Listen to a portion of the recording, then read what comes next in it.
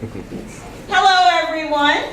Hello. Welcome to the annual Black History Month Poetry Showcase. Make some noise. We have an exciting program for you today. We have some brave student soldiers who will come up here and bare their souls. We have authors, Miss Connie Edwards, who is a renowned author and poet. She is here with her books.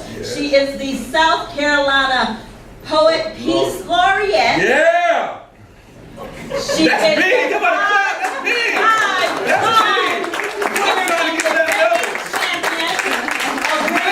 Who founded what we call slam competitive poetry. We have our own PTC president in the house, We have yours truly, Adam's Rib, might come out of retirement today. Do that! And we have the nationally known and ranked slam team upstate, say What? in the house. All right, so we are going to get started. We're going to make a few announcements, and then it's going to be straight mind-blowing poetry, okay? Can y'all handle it? All right. I want to tell you all right now, before we get involved, that we do have a poetry club on campus. It is called Living in Poetry. It is headed by Miss Rebecca Sopp, who will be in later. We have the former president, Mr. Brian Love, somewhere in the building, who started this up. So please join them on February 27th. Miss Connie Edwards, 5-time award-winning defending champion of Greenville and poet and author, will be there letting you all know how to get published. So if you're interested in that, whether you're a poet, writer, short story, or just want to hear her again, please come to that. Now, in the spirit of Black History Month, we believe in unity and diversity. And there is a club that is in the embryo stage of being formed called Diversity in Action. That is going on by Miss Christy Bird. If you'll wave your hand, I'll put her on the spotlight.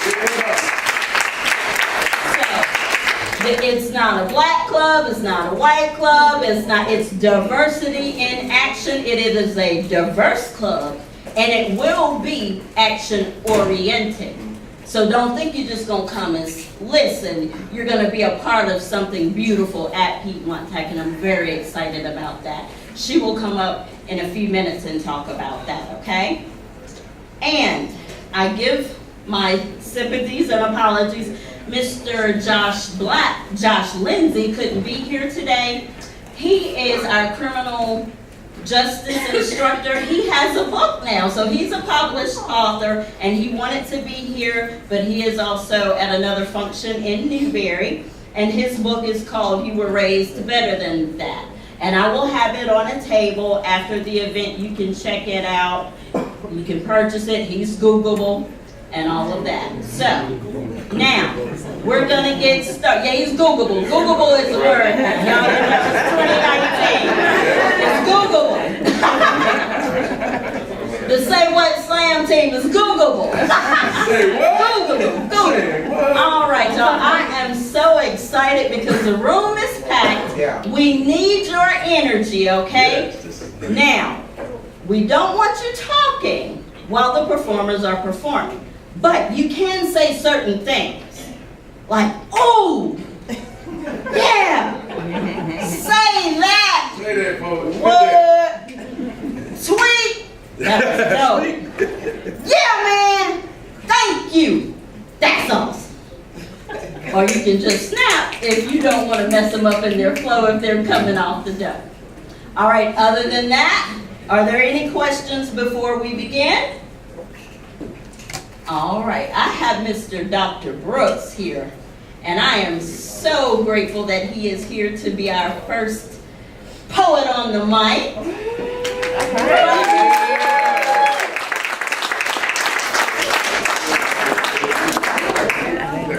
Thank you. Thank you. It's an honor to be here with you today. I feel a lot of pressure when she asked me. There was nothing I could say except yes. So I'm here today. What I'm going to read today and talk about today is not an original work of mine, but I think it is very significant and historic, especially given the context of being in Greenwood and this being Black History Month. How many of y'all know about Dr. Benjamin Elijah Mays? Yeah. Most prominent citizen probably ever produced and ever will be produced. Born and raised in Greenwood, South Carolina. Dr. Mays had a poem, Just a Minute. I have only just a minute. Only 60 seconds in it. Forced upon me, can't refuse it. Didn't seek it, didn't choose it. But it's up to me to use it. I must suffer if I lose it, give account if I abuse it. Just a tiny little minute, but eternity is in it. Now that's what I'm going to read. I guess it'd be better to say that's what I just read. Let me give you a few quotes Dr. Mays that are attributed to Dr. Mays, and they tie back into that poem directly. One of his, there's several that are my favorite, and I'd never heard of Dr. Mays before I moved to Greenwood. I'd heard and read all about the works of Dr. King. I was raised in the segregated South. I'm 67 years old. I'm glad we're not there anymore. We need unity in our country more than we've ever had it before. And we don't see that going on a lot of times on TV. And hopefully we will move on beyond that. But we stand on the shoulders of great men like Dr. Mays and Dr. King. Dr. Mays was quoted as saying, "It isn't a calamity to die without dreams unfulfilled, but it's a calamity not to dream. It isn't a disgrace not to reach the stars, but it's a disgrace to have no stars to reach for." Every man and every woman is born into the world to do something unique, something distinctive. And if he or she does not do it, it will never be done. Now that was one of the first quotes I saw by Dr. Mays. Dr. Chris Thomas, the Reverend Chris Thomas, is the curator of the Mays Historic Site, which is only about 5 miles from here over at the Gleams Center. And I was very curious. I've read several books authored by Dr. Mays and some that were about him. And I asked Chris of this particular quote, who do you think he was talking about? He is known as the spiritual father of Dr. King. He is known as the spiritual father and the schoolmaster of the civil rights movement, Dr. Mays is. Chris told me he has no proof, but he believes that quote was directly attributed to a question that was asked of Dr. Mays in relation to the works of Dr. King. And I would like to believe that is 100% fact. And I'm just here today, glad to be in Greenwood, glad to be in the Poetry Slam. And I'm not a poet, and I know it. I'm going to sit down now.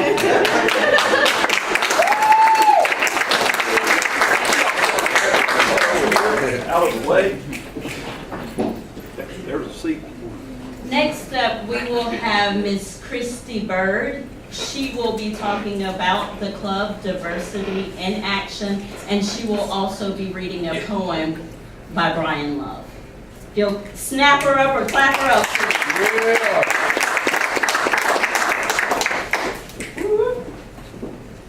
Good afternoon. I think Nasha has pretty much already said it, but I definitely want to echo what Dr. Brooks has said. We need diversity more now than ever, right? We need unity more now than ever.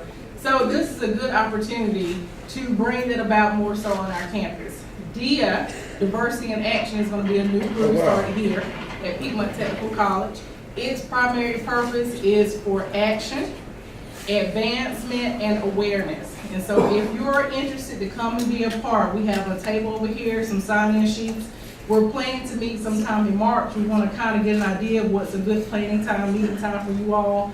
Some of the other advisors who are helping out is Reggie King, Steve Coleman, Courtney Smith as well. And so we want y'all to all come and be a part of this, even staff members, faculty members who are interested, come and sign up so we can work together and get this done. All right. I thought Brian was gonna be up here with me. This is some of his work. We can freestyle afterwards. And after I read it, Brian's gonna talk a little bit about how this poem came into play. The title is called My Sight. I am stronger than my sight. I am stronger than yesterday. I woke up and things seem all right. I walk out the door. I am strong for the goals. Yeah. Can y'all hear me? Yes. The reason why I had wrote that poem because I am dealing with macular degeneration. I am really losing my eyesight. But other than that, I'm still thankful. I have a beautiful little girl that's 1 year old. So I'm thankful to still be able to see her and still be able to do different things.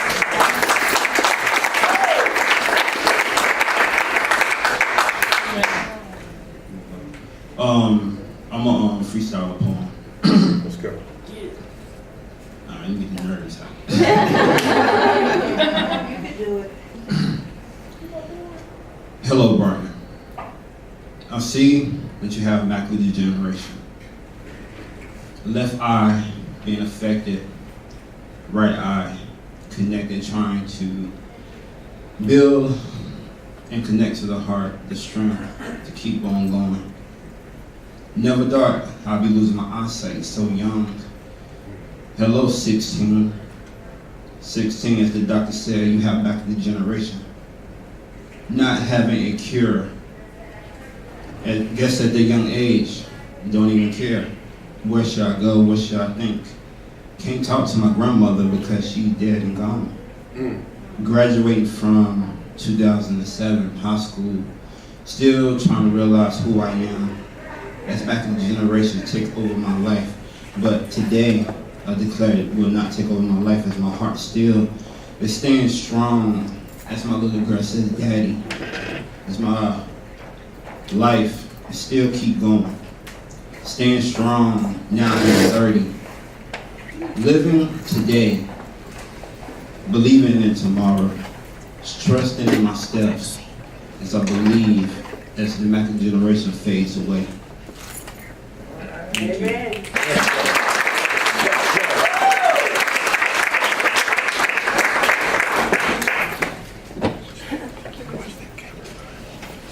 Thank you, Brian. Thank you. It is, not an easy thing to tell your truth about that, especially talking about his blindness. Next up, we have Victor Chico Williams.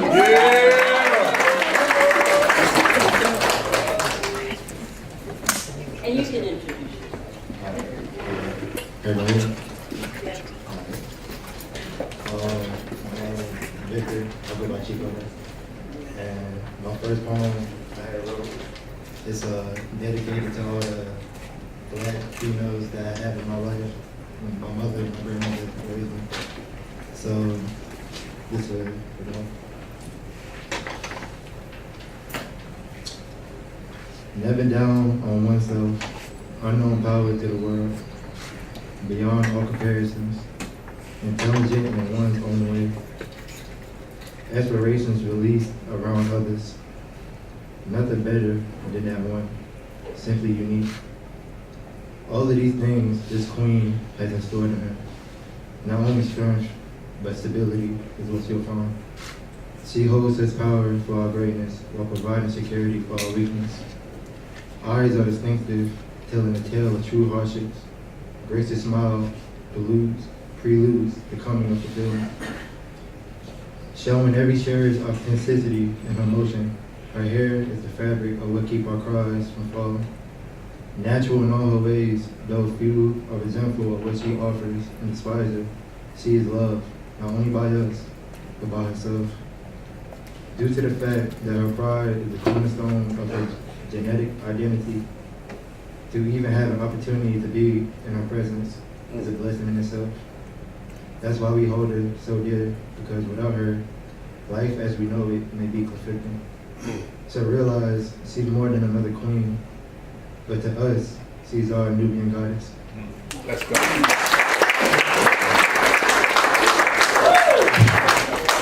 And the second one I did is dedicated to Black History Month, and just shows that us, I feel like us as a community, you know, we come a long way as, you know, African Americans or whatever people want to call us.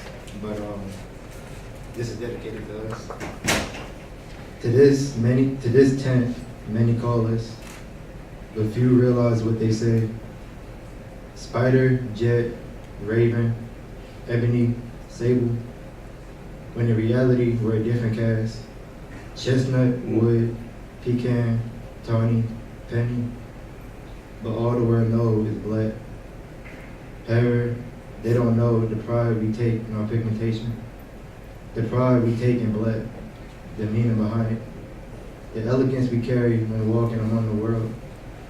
Sophisticated in all we do, but they see us as overwhelming people. To that, we invoke the formality of something strong. We're more than the word black, we're the foundation of bold. So yes, call us what you will, but analyze that we hold this particular word to a higher standard. Black is key, black is power, black is beautiful.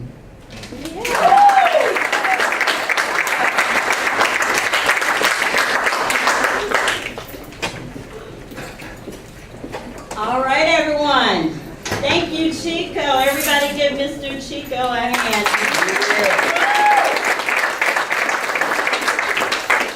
And give yourselves while you're at it.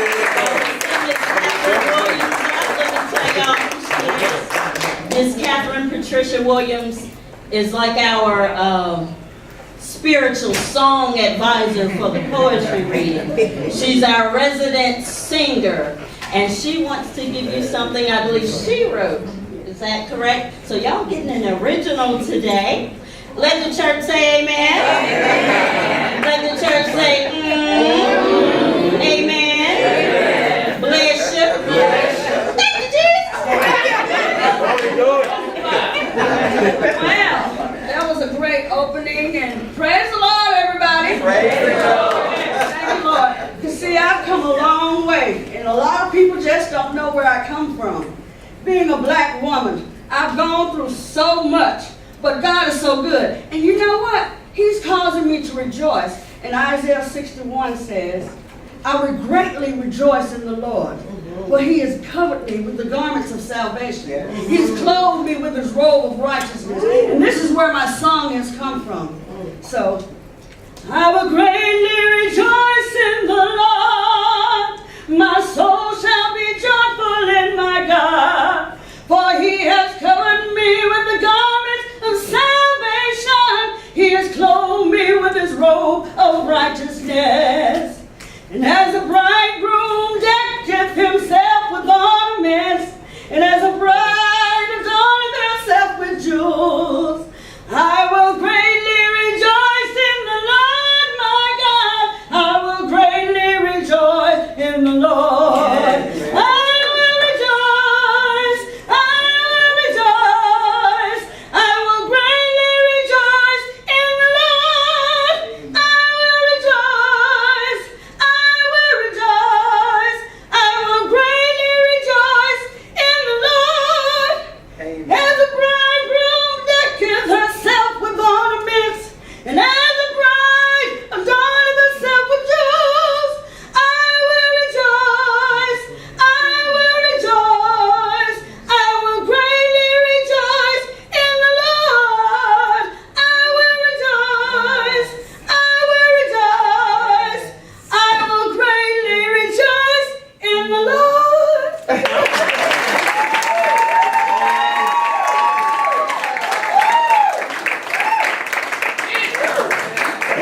Amen. Amen.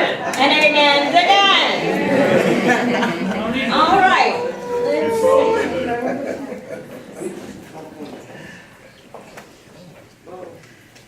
Oh, I am so sorry, y'all. Thank you. Okay. I am about to introduce Miss Connie Black, who is, y'all already heard this, 5-time Edwards.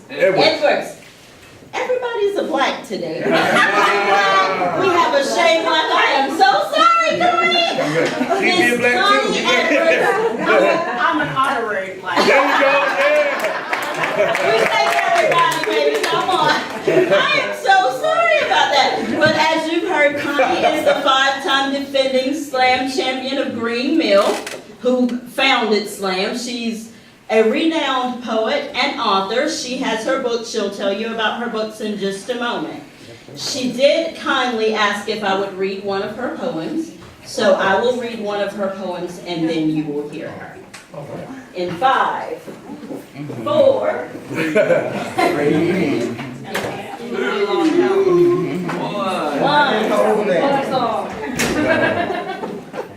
And my name is Tanasha Amaker. This poem is called Bird Song by Connie Edwards. A bevy of birds line up on the fence according to their troubled song. Those with the weakest pitch being given first dibs as the sun shines along. Content with their lot, being part of the choir, not wanting to lead the band, they bill and they coo, singing along and leave the pecking order to man. All right. Wow.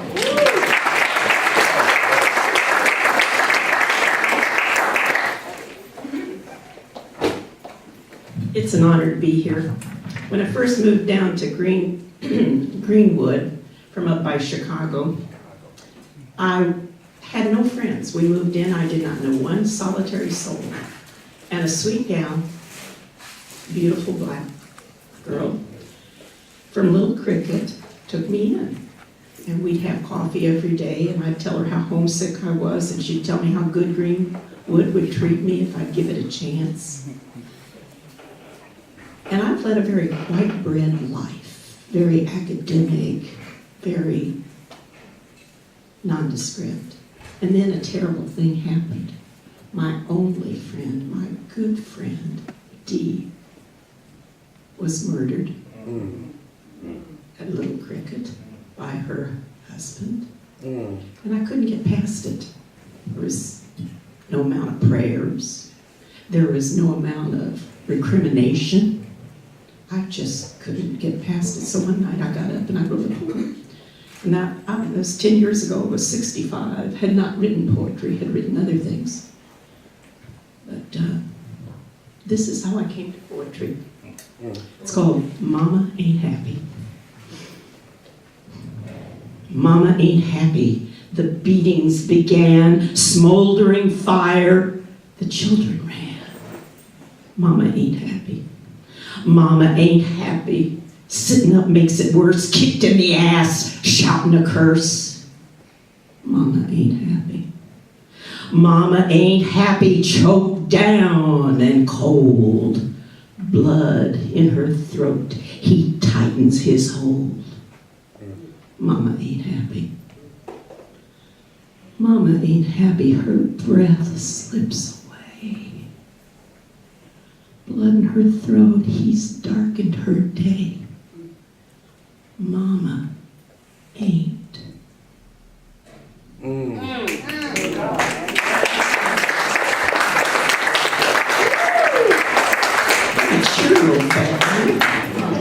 Okay. The next one, I'm going to do just a little piece that's important to me, and then we're going to do what's always important in diversity, just have a little humor. But I'm going to do Charlottesville first.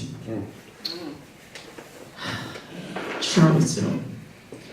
Peaceful protesters stood in the shadows of Robert E. Lee's statue.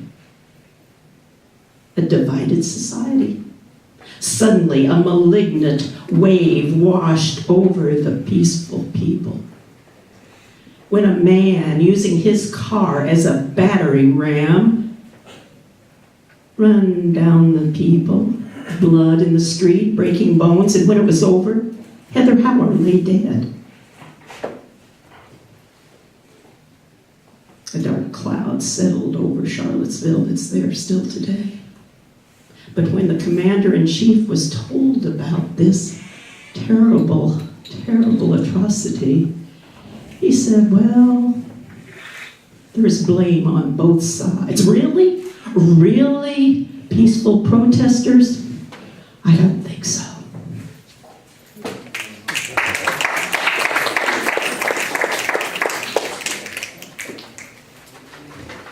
Okay, let's pick it up here.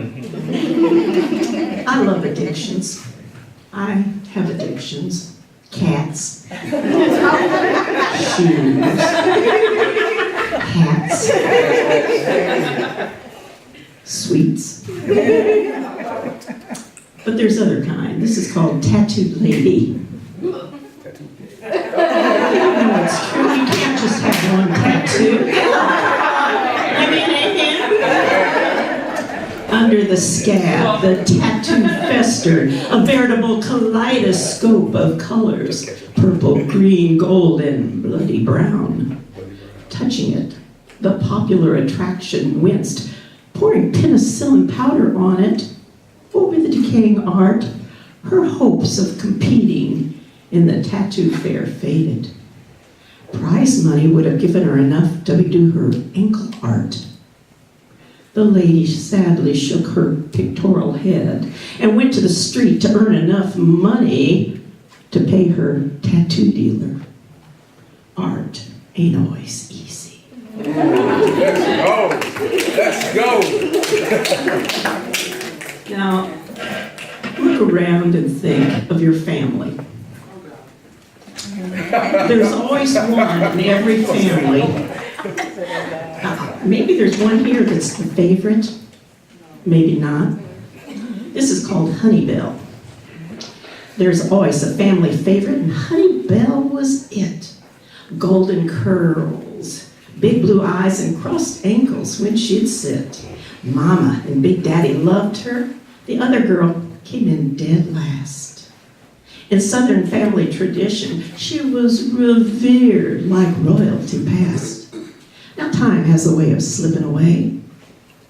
And poor Mama and daughters were left with Big Daddy's sad departure. Which daughter was most bereft? Honeybell packed her belongings, giving Mama not one red cent. But lucky, the dead last sister was the one stayed there and paid her rent.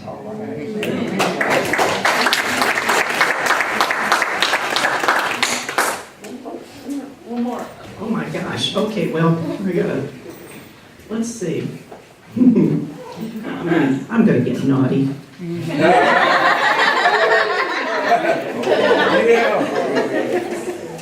It's not that naughty.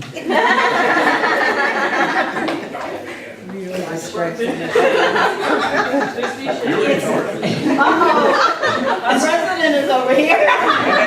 It's okay, it's 50 Shades of White. This is for the academics in the audience. And you know you have academics that take credit where credit isn't due. You know that's true. I've worked with some, and I named this one Waldo. Where's Waldo? Let's go. The lisping professor wore what he imagined was an academically enhancing suit.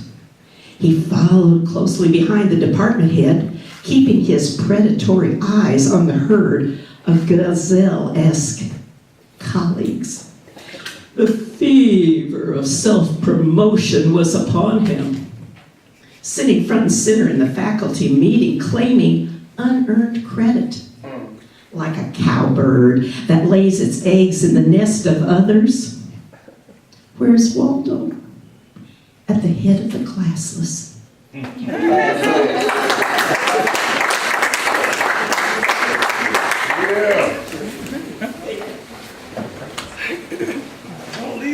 Hold on, y'all. Don't leave. Give me 2 minutes.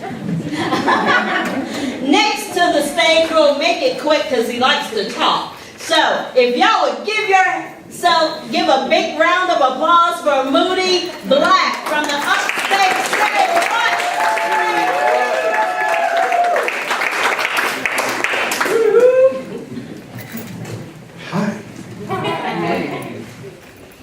This is the most I've seen in this building. Y'all pat it out. Give yourselves a hand. That's a good thing. So I'm gonna go right into it. We got one more member who's on their way. So we're gonna pass the mic that kind of way. We'll do a couple. My homie Mariana go do a couple in Shea Black when she get in. She'll do a couple. How many poets in the building? Poets. Woo! Okay. What if I tell you that all of you are poets? All of you are poets. If you're able to tell your story, really, it's verbally on paper, you are a poet. Now, what level of poet you want to be is determined how much work you put in, but you're a poet. So, and I said our new face, I'm gonna do a whole poem because it's a new face. All right, here we go. Boom. This for the poets that go place to place and not make a penny. But hoping somebody give one for their thoughts, because thoughts are all that poets have to give. So you hope that somebody would at least give you something, especially after the landlord hands you an eviction notice. So after stressing, you flip that piece of paper over, scribble some lines, and 9 times out of 10, you keep it. Because you have to deal with both sides of that paper. Now, on one side of that paper is a date where you gotta have all your stuff out that house, but on the other side is a poem. And not just any poem, but a poem becomes the soundtrack to your sanity. Instead of having nervous breakdown, you broke down your struggles with a pen and saved your sadness and sorrows with a stanza or a sonnet in hopes to make tomorrow a better day. Some say you better pray because having that stress can prey on your soul, so pour out your soul to a soul that will listen. Go from place to place, empty out your soul, and sometimes leave empty pockets, but you wouldn't trade in that therapy session that some people call reciting a poem for anything in that moment. It's priceless. This for all those who do not know that they are poets. And at some point in English class, you flip past the poetry section to section yourself away and say, ooh, poetry ain't for me, or poetry's boring. Those who never see themselves soaring in the blue skies, resting on white clouds, wearing a white tee with all whites and a white fitted hat that reads free. Those who never see themselves wearing that same outfit on a stage or a platform, mic or no mic, only because you never see yourself. But if you see yourself, you free yourself. Spit, poet. Come on, poet. Instead of repping your hood, you put on a hoodie, write a poem, make a movement. Because once you see somebody give you their heart, souls are moving. It don't cost that much to do it. Just go down to the dollar store, get a pack of pens and a composition notebook for $2 and some change for just to change somebody's life. In that moment, it's priceless. And finally, Greenwood, South Carolina, this is for me. Ever since I was a fetus in Pearl Reba's womb, visualizing this day, hoping someone inspire me for a poem to inspire change in somebody's life, screaming for it to come out, because the only outlet is its poetry. When you feel like a penguin without a heart song, till your happy feet move to the beats and the rhymes of the hopes of having a better day. To write a poem in every debt notification, every bill, till the world knows you only owe than the sincerity of your words. In your earlier life, we all thought poetry was boring. But it take you going to some things. Putting it down on paper that you're going to some things to make it all worthwhile. And our poets, we feel like our poems are worth millions. But until someone give you that last $5 to purchase your CD because you inspired change in their life, despite them being a paycheck away from being homeless, well, that moment is priceless.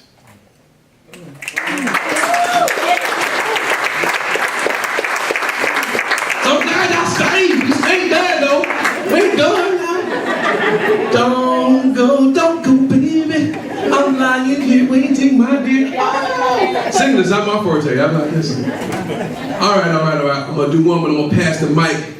But y'all good? Everybody's good, right? Everybody's good. So now, do you believe that you're a poet now? I'm trying to tell you, you're a poet. I believe it. You believe it? I believe it. Yes, I believe it. I'm singing songs here tonight. Let's let the poetry touch you. Spit, poet.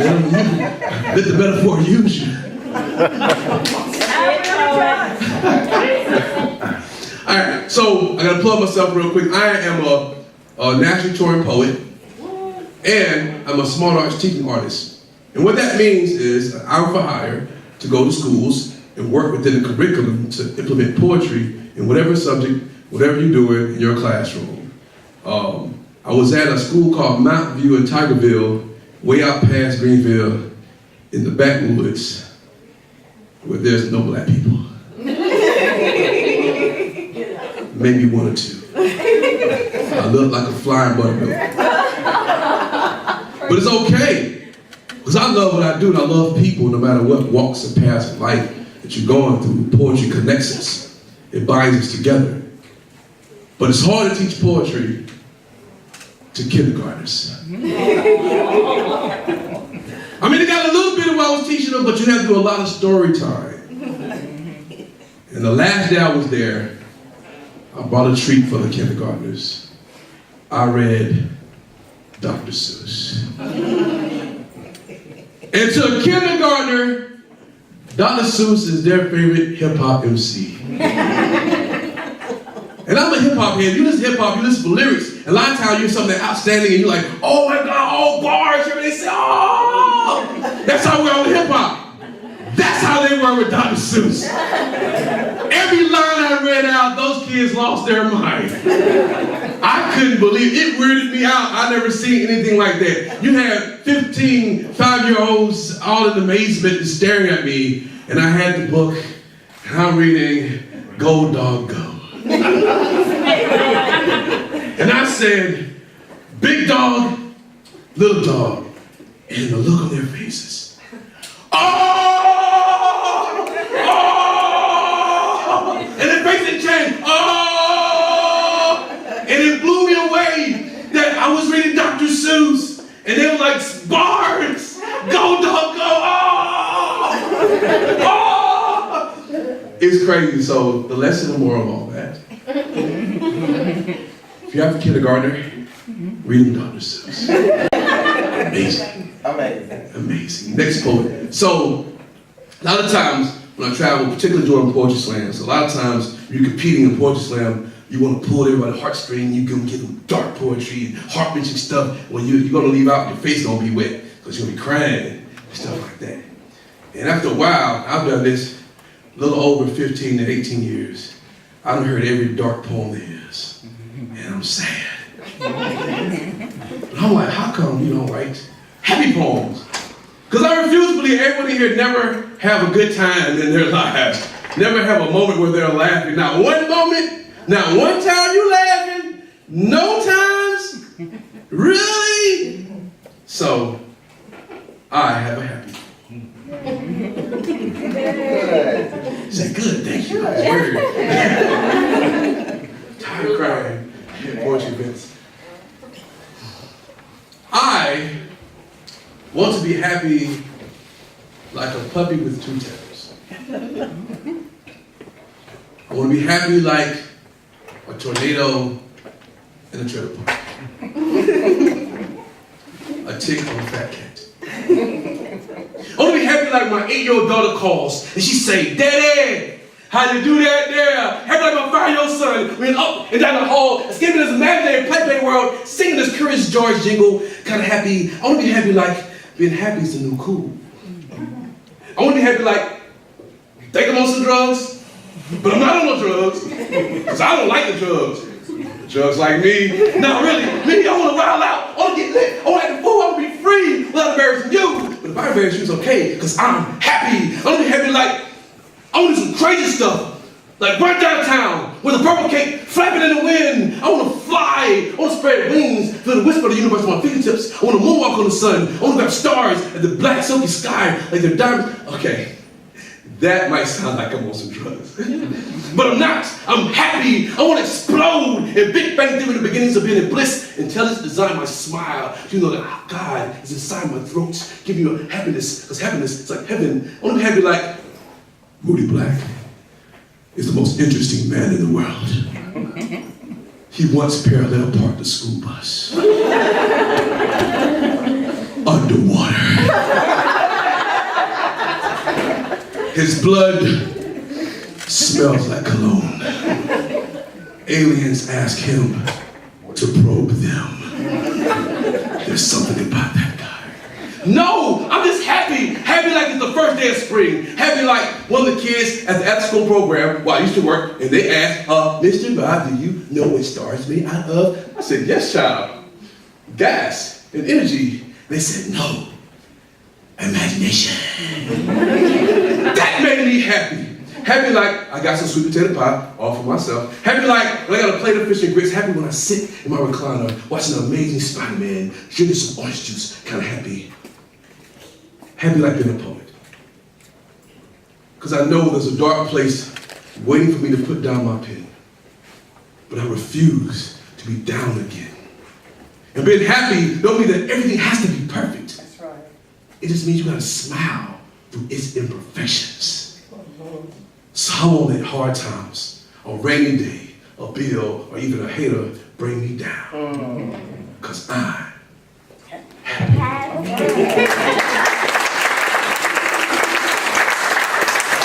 Thank you so much, thank you. I'm gonna bring up my sister, man. She's been coming for quite some time at our venue, which is every Sunday, downtown Greenville, Coffee on the Ground. Be going on in September. It'll be 17 years at our venue. And 2015 National Poetry Awards, National Best Open Mic in the Nation Award we received. Best Host in the Nation Award, right here. This dude, this guy right here. Start clapping. Yay me, go me. This is the only time I get to brag. I'm really a humble soul. I'm not to brag. But I want to shout out the venue.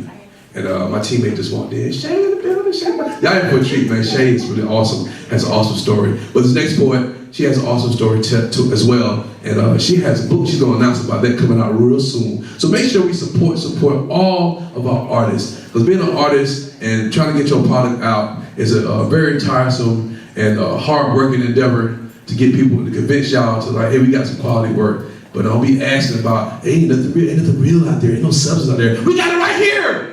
Buy it! Don't be complaining, we right here. Connie got books. I got stuff. Mayana got stuff. Support the artists, we right here in your backyard. Yeah. Speaking of backyard, this poet is from Greenwood, South Carolina. Get some love, Mayana, a.k.a. the Bride of Christ. Oh, what up?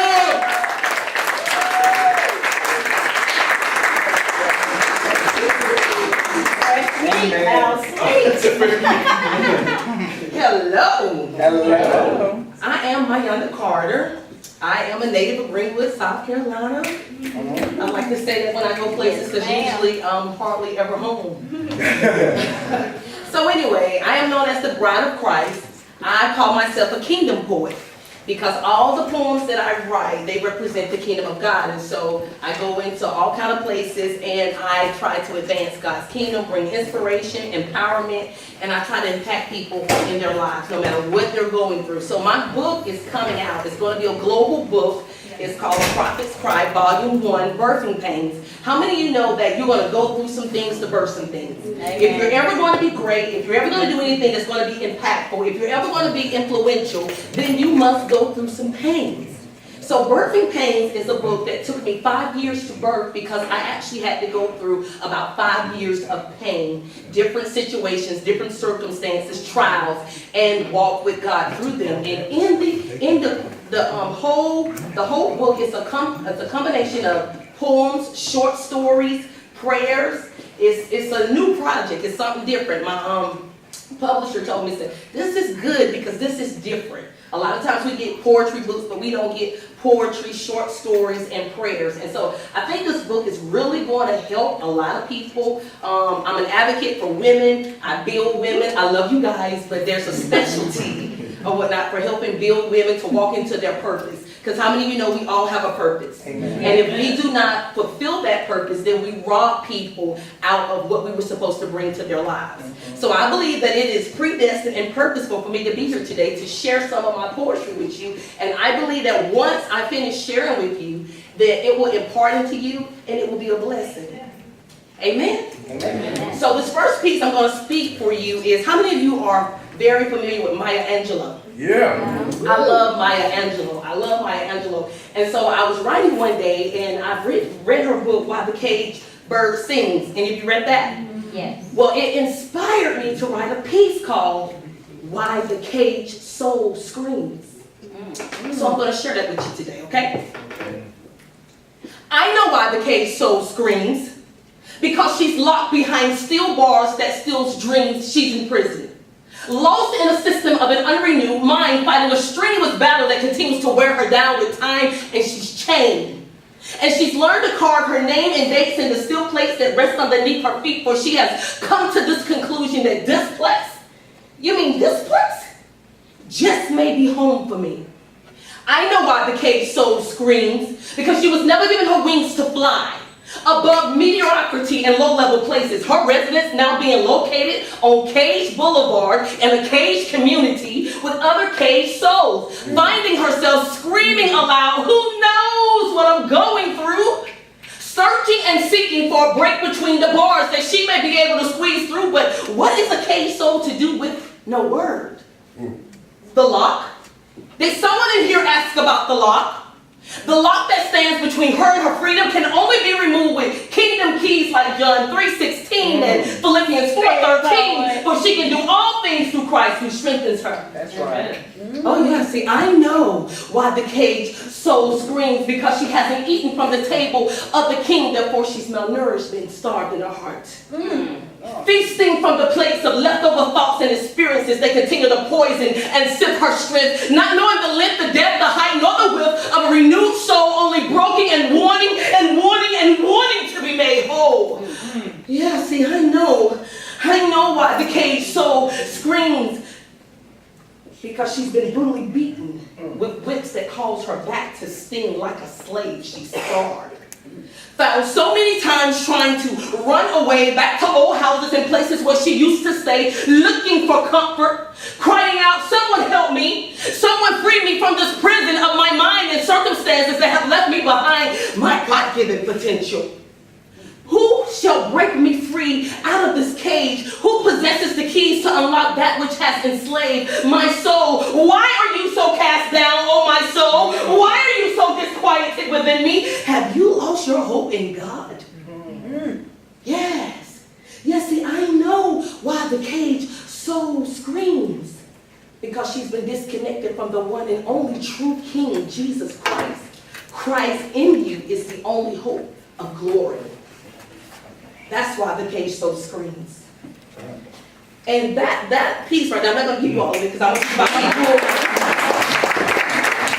That piece comes with story or whatnot. And so if you want to hear the story that led up to the birthing of that piece, I just really want you to go online. You're going to be able to get this book. It hasn't released yet. We're still working out last little minute details or whatnot, but it's going to be on Google. If you got an iPhone, you're going to be able to download it. Barnes & Nobles, Amazon, bookstores. It's going to be a global project, so you will be able to get it. I'm going to do one more for you, and then I'm going to get out the way and let my sister come and get this mic.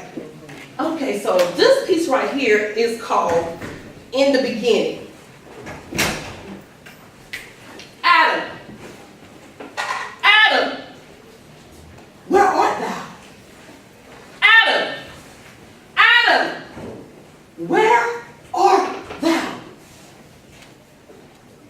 I can remember vividly of that day that he formed you out of the muck and mire clay, making you perfect for me. Putting his strength in your back and your hands, making your thighs able to withstand the weight that our purpose would demand for his glory. See, I remember when he put you back to sleep. After you had finished naming every creeping creature and every living beast he named you, he called you Adam. Yes, you are my Adam. Oh, I was there. I saw him cutting on you. I saw him pulling me out of your real, making it impossible for a counterfeit individual to be able to fulfill a place of God-given purpose. Rejecting with time every scheme and device that the enemy would try to hide behind, because our God, Adam, our God is a revealer. He's a revealer, a restorer, a redeemer. And you know what else? He's also a healer. And although on this journey we've both fallen and made many mistakes, he has not, nor will he ever allow it to negate our God-given purpose and destiny. You are his son. I am his daughter. And I know it may look like stocks are down right now, like on Wall Street, but this is only the second quarter. Proverbs 24:16 says, a righteous man falls 7 times and rises again. And the 7 is symbolic for completeness. But the Father is completely able to eradicate all of our mistakes and all of our sins. Therefore, Adam, we don't stop here. Adam, we get up. Adam, we take up our cross and we continue to drink from this bitter and sweet cup. We continue to drink from this bitter and sweet cup. We continue to drink from his bitter and sweet cup called marriage. So Adam, where art thou?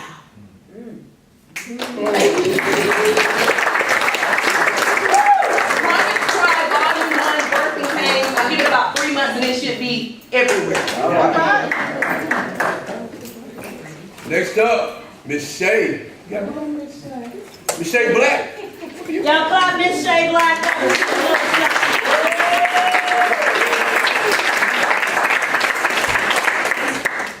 Shay Black.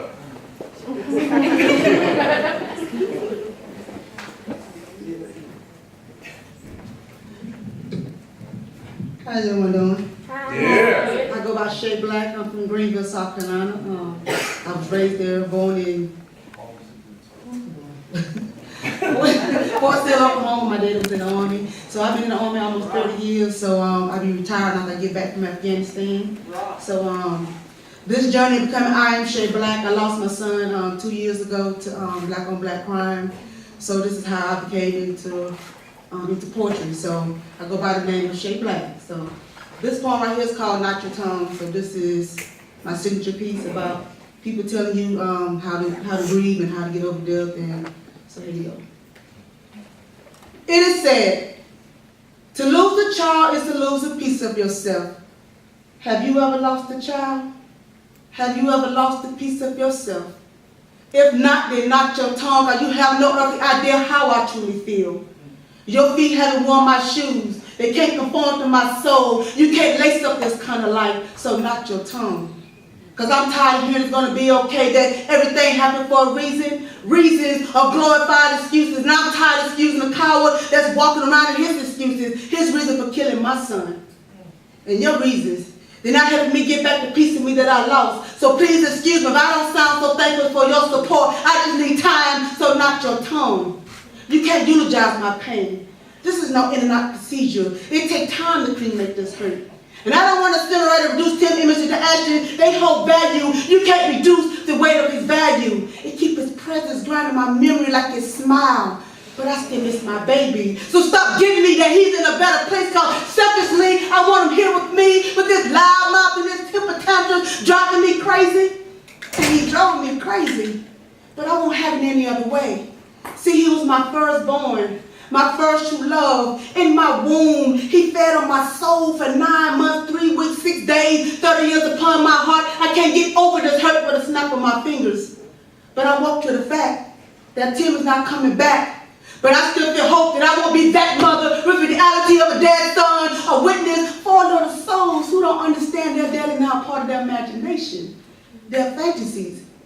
And I've been fantasizing since the awakening to see my son just one more time. Instead, tears are breaking the dams of my eyelids, water flowing at his grave site. Not a vision I have for my life to see my son lifeless. I'm torn to pieces. Why can't you comprehend that I am a puzzle of pain, but I still feel hope that you understand that I lost a son, not you. Grieving is on my term, not yours. It's not about you. Sympathize for my loss. Chew on my words. Digest my pain. Cause this is no hearty meal, cause I lost my heart. So this is what starving tastes like. This is what hurting looks like. This is what losing a piece of yourself feels like. This is what time can never give back sounds like. So let me have this moment of silence, not your tongue. Cause I'm trying to smell you roses from the funeral before they wither the ashes, dust, the dust. I have laid my son to rest, so give me space to get used to having a piece of myself. This is no pain no mother should be bearing. This is no pain that I should be bearing, coupled with the fact that my son, my Tim, is never coming back home. And if you don't know this kind of pain, then not your tongue.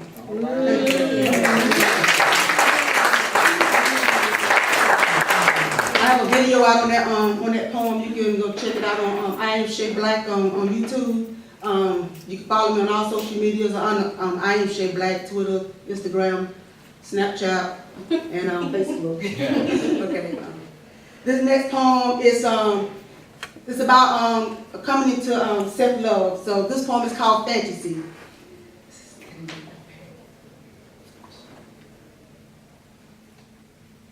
I live in a fantasy world with eyes wide open. be daydreaming. But I was always taught to dream to be whatever I wanted to be. Mama said, plant seeds in my Jack and the Beanstalk reality and climb as high as I wanted to achieve. Like grasping her 40 plus years in love with the same man. I want that type of love. Like Mickey and Minnie, their love is a beautiful fantasy. Disney, Nickelodeon, all the Cartoon Network be picture perfect invitation what love should look like. Love, I be looking for you and all the wrong men. Candy squirrels in my pants, I be jumping on scum like Aladdin. Who take my goodies and leave me? A lonesome spaghetti straining tears from the absence of his affection. Don't I deserve to be treated like a lady? Ain't no Trump, a cocker spaniel drooling for likes. I'm younger, baby. Smarter than the average bear to know when I'm being played, but then again, Boo-Boo is my sidekick, a picnic full of mistakes, 3 husbands, 3 baby daddies who left me to raise 3 kids of my own, and I'm still a Jolly Park Ranger out here chasing hyenas who don't value my Princess Milan strength. They'd rather for me to be weak with lust, like a molested uncle who scarred my heart, Mufasa took my innocence and the willingness of mistrust. Like Sybil, I became a road runner, a woodpecker picking at my flaws, and Heckle and Jekyll self-conscious beauty mark was an insane obsession to be in control like the beast. Desire is still looking for Prince Charming to flower my heart with love, to awaken my snow white glow with a good morning kiss, praying he would stay long enough to help me fix my Cinderella broken slipper doubt. But fairy godmother did warn me after midnight, true character do appear. It be men like Han who only want my throne, never my anti-romantic walks with love. Betrayal makes me a candy apple, positive attitude of hurt, cold like Elsa, angry like Maleficent, but my heart be too forgiving. Ariel fish out of water with the ability to walk away, but only if I have the ability to scale back my pain, my passion for loving you. Call me goofy, oh Lord, cause I melt at the sound of your name, love. But I still find it incredible after all the hurt. I'm still willing to stretch beyond mama 40 plus years to be in love with the same man. So this is to my future queen. I am not perfect. I am rubber, stiff skin, broken teacup, but I'm no longer sipping up enough of your lies, and I don't deserve to be treated like a queen. Mirror, mirror on the wall, show me who I am. Beautiful, strong, courageous, loud, woman of self-confidence, that's who I am. And if these qualities are something you can't respect, then I am not the fantasy you should be desiring. Thank you.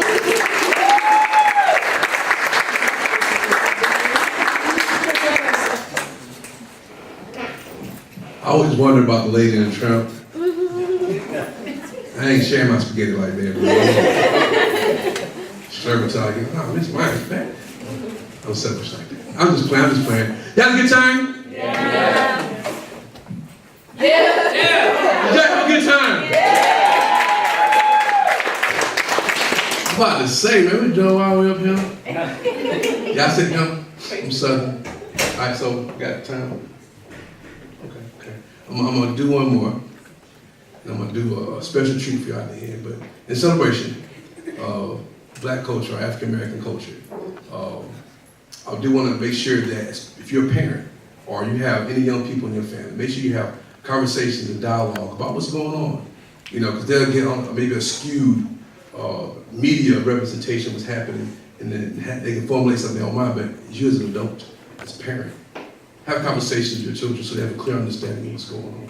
You know, and I have kids, and well, my daughter, she loves her little brother. She told me that every night when she go to bed, she sleep with a little picture of a little brother beside her pillow at night. I mean, she loved her little brother, both born from different mothers. Never taught my kids about being half siblings. One of my elders once told me that God only made people whole. Funny, in history class, textbooks say we were once considered 3/5. But on July 9th, what was supposed to be a day of hanging downtown with Daddy, I, along with my 8-year-old daughter, and my 4-year-old son at the time, found ourselves in the midst of a march. Folk marching over the deaths of Alton Sterling and Philando Castile, so we watching. My son, face filled with 4-year-old aggression, Huey Newton in the spirits. He felt the energy of the crowd. Black Lives Matter screamed. like a steam engine from his 4-year-old teeth. His older sister reached for his left hand to make sure he was safe as we marched with Sojourner Truth in her eye, close eye on his every step. She turned around and she asked, she said, "Dad, how come we marching?" So I explained to her by asking, if your brother and I won't do anything wrong, and a police officer killed us only because of our color, would that make you mad and sad? And she said, yeah. So I told her that these people are marching because they don't know what else to do. And they want to show the world that they're mad and sad. Y'all, deep down, I was mad and sad because black folks still marching.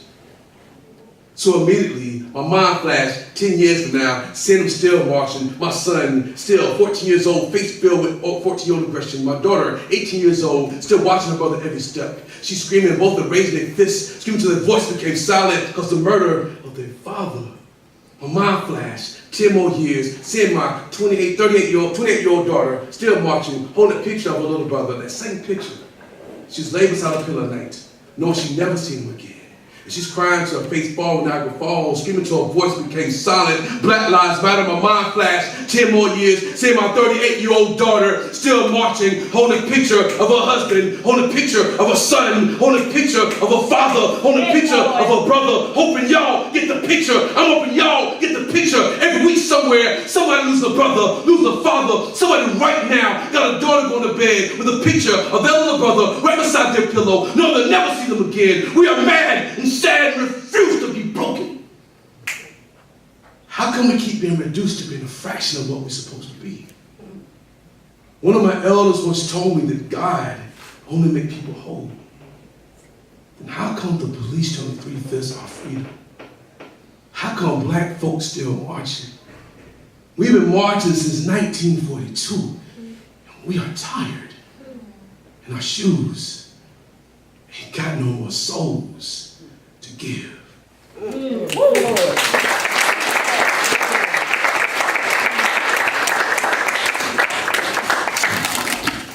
So I make sure I have that conversation with my kids because it's reality. You know what I'm saying? There's some great people out there. And there's not so great people out there. You know? And you want to have this conversation. Bro, you're good. You're a good guy. It went for you. You're good. But I just keep it real, you know what I'm saying? There's some people who are not good. Whether they have a badge or not, there's some bad people out there. You gotta have those real conversations, you know? And there's some great people, just like you all are great. So here's my treat, I'm getting out of here. We all are gonna construct a poem together. Now I know you're like, Moody, I didn't come here to do no poetry, I just came to watch. I ain't got no pencil, no paper, no pencil. I'm a girl said pencil. But I'm going to start the poem off, and all you have to do is yell out a word. And I will weave your word inside the poem. And we all will be co-authors of this great magnum opus, this big, huge poem. All right? Now, here's some rules. What can't happen is I start freestyling and y'all just be looking at me. I went to Gainesville, Florida, to show, and I started doing it. I gave them very specific instructions, and they just listen, wow, he's doing it. Everybody's watching me like, you know, anytime now, give me some words. So I really need some words to make this thing pop off good. All right? Y'all ready? All right, here we go. All right, wait a minute. Let me start. I'm going to start it off. Then y'all jump in like double dutch. I can't double dutch. I can't.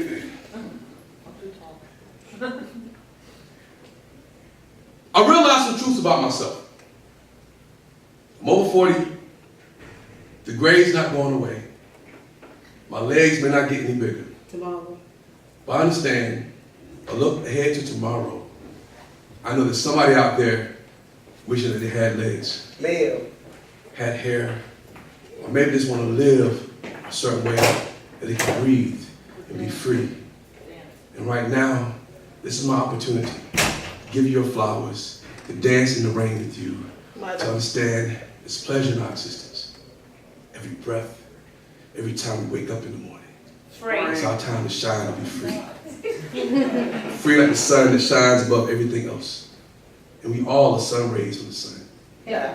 Understand that there's laughter in every ray. Love. In every shine, there's love. that we have to make sure we give out. Understand it's heaven in your smile.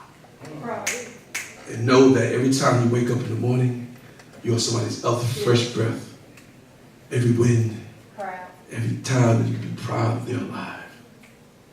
And this is our moment to be alive, to shine, to be thankful that you are a masterpiece that was designed, meticulously and carefully made.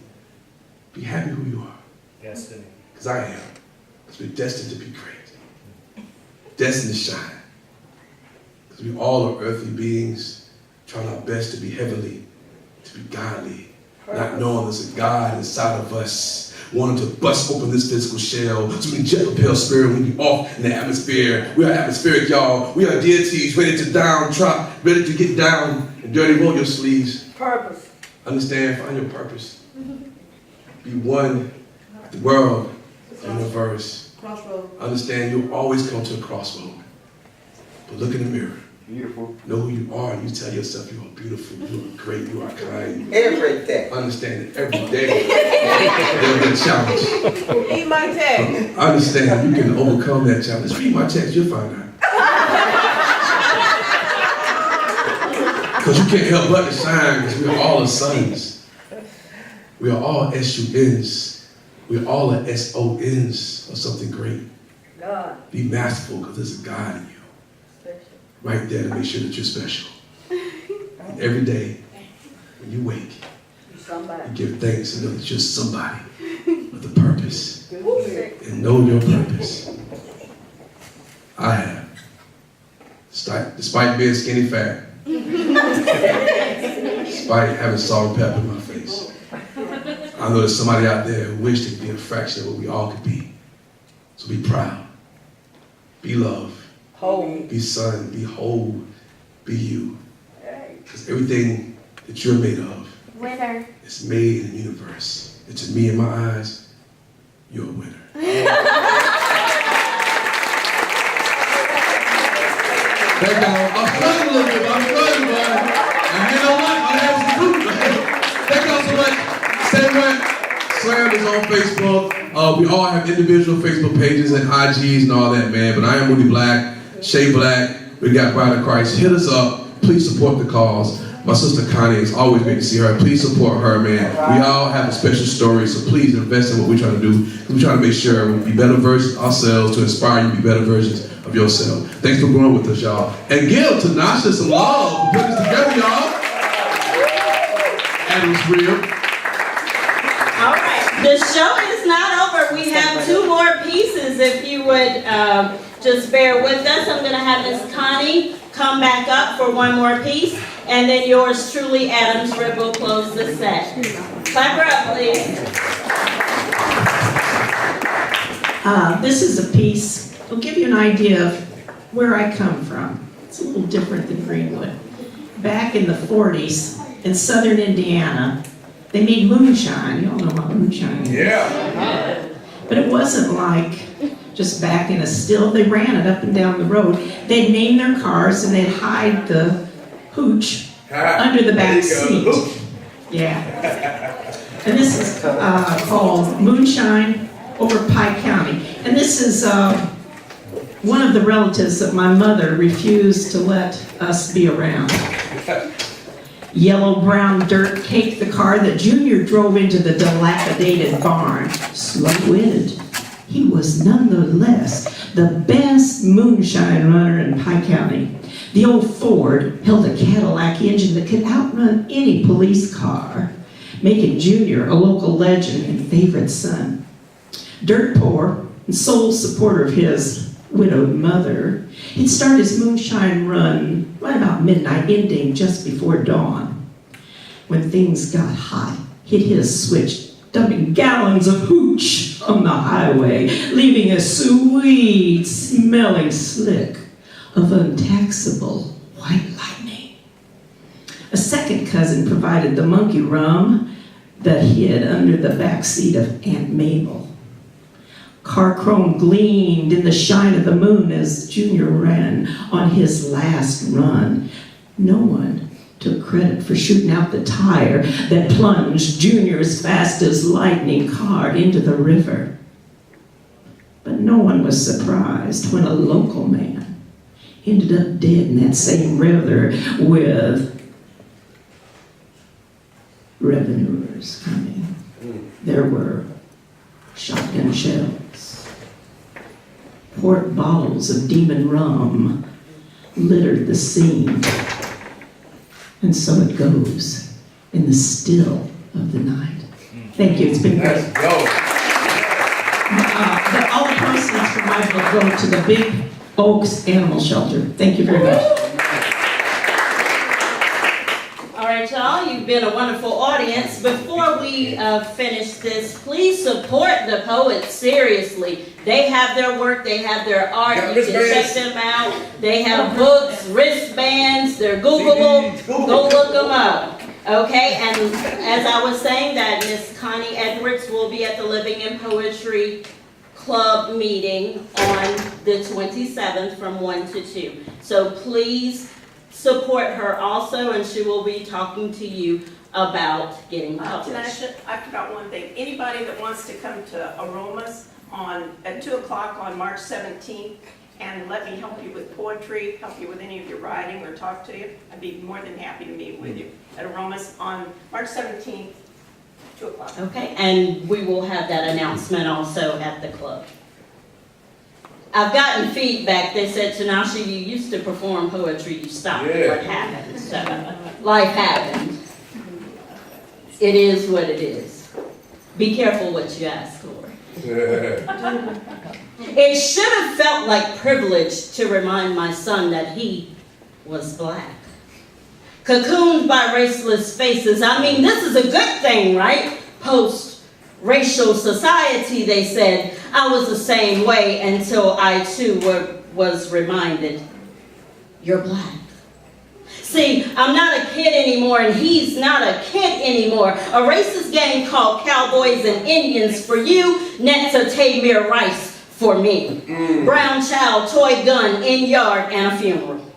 But this is not just child's play. Brown man, empty shotgun, Walmart, talking on the phone, minding his own business, unaware that he was good for business, for funeral home. But son's trip was to Florida.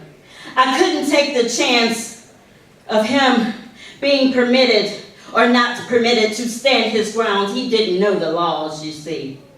Not so concerned citizens turn into George Zimmermans, and I will not let you Trayvon Martin, my son. Let's go. In the day of President Obama, I was ashamed to have what we call the talk. I mean, my prom date was white, so we're all right. Right? Wrong. Tired of hearing funeral songs. The black child with the white family in the other state talk. Baby, I'm sorry, I know you live in your hoodie, but take it off.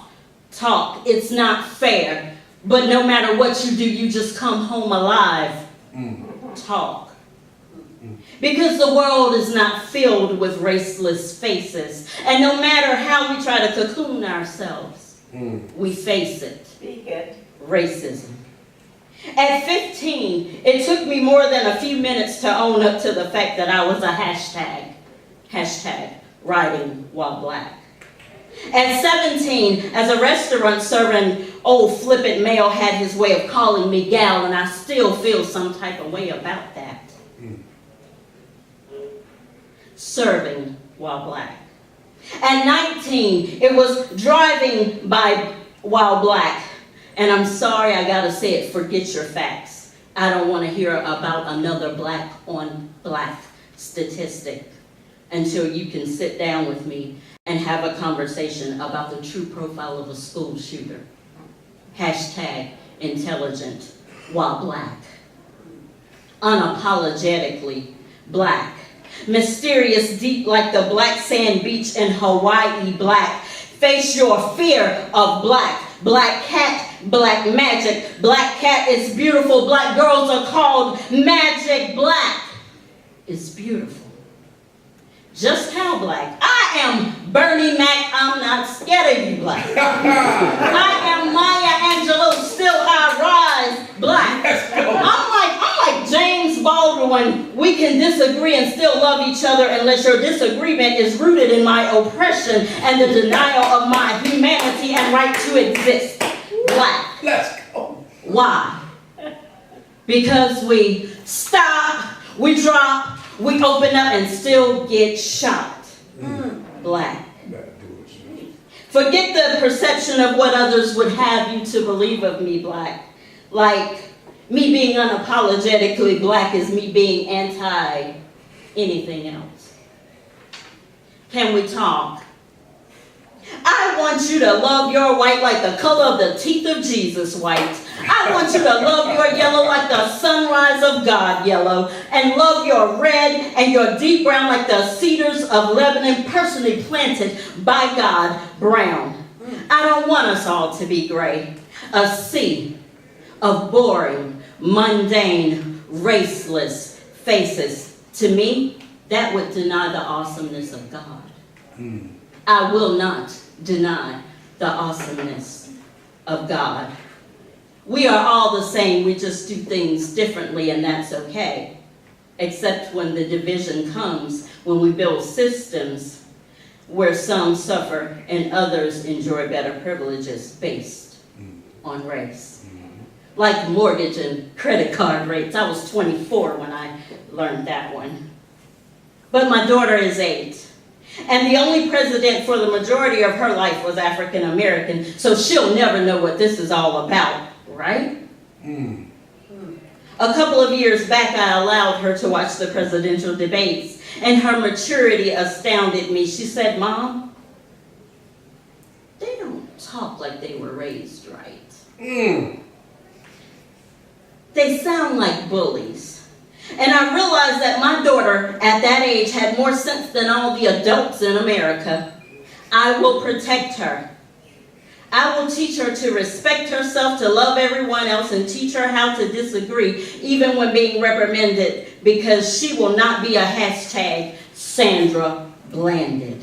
Can we all just get along? We will when we realize that it takes a village to raise a child, and we are all that village. But some of us are hashtag Oscar Grant, just dying to get home. Can't we all just get along? We all just want to thrive and make it home. We all just want to thrive and live in a world where Jesse Smollett's right now are embarrassing us, but Barbecue Becky, 911, what's your emergency? They're trying to get us killed. 911, do you have a real emergency? Yes, I'm dying. Hashtag GoFundMe funeral pages while you get to wait for the facts. What was the crime? Hashtag unapologetically black. Scratch that, just hashtag she loved everyone and she just, like you, wanted to go home.